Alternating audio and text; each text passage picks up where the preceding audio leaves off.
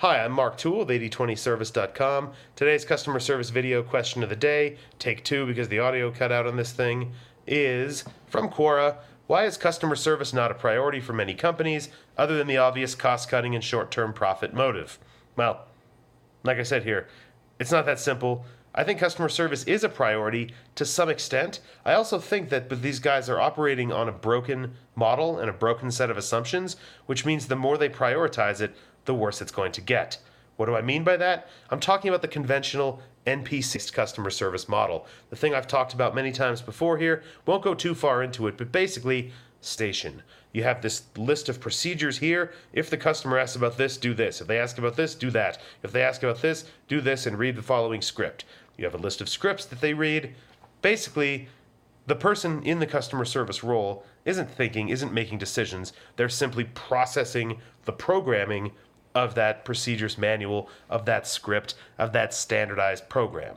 Now, some of these programs are maybe better than others, but none of them are better than a thinking, reasoning, empathizing human being there to solve your customer's problem. And none of them are better than simply preventing the problem, making sure it never happens to begin with.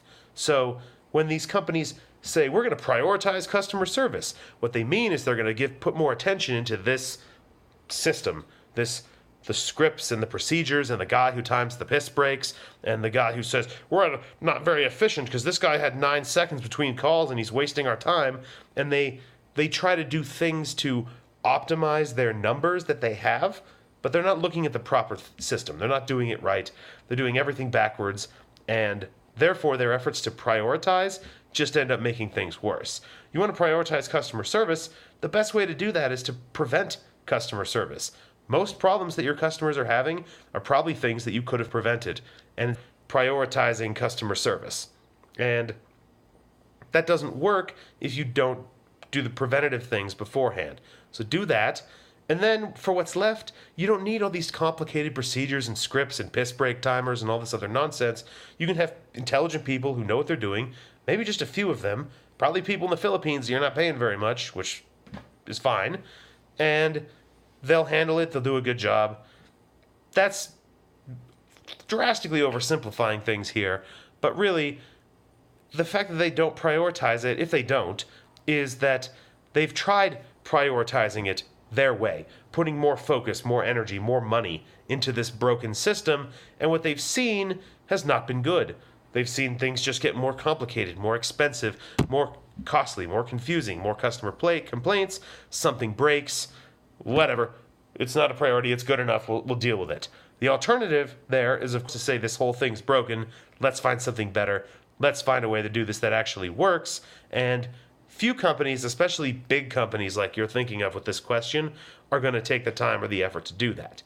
The reality is, though, it's really not that difficult, it's really not that complicated, and especially if you're a small business, if you're an entrepreneur, if you're a couple people running a thing, selling an information or a physical product online, it's very easy to get this stuff right.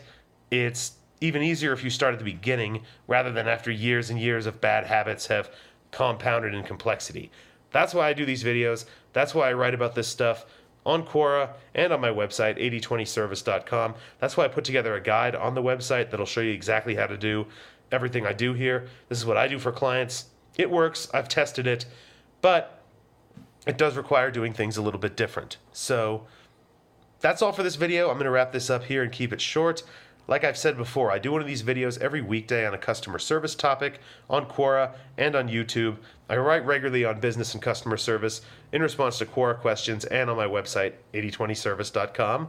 And, of course, if you have a question for me, ask me on Quora, ask me in the comments on YouTube. I may use it in a future video. Otherwise, I'll wrap this up here, and I'll be back tomorrow with another video.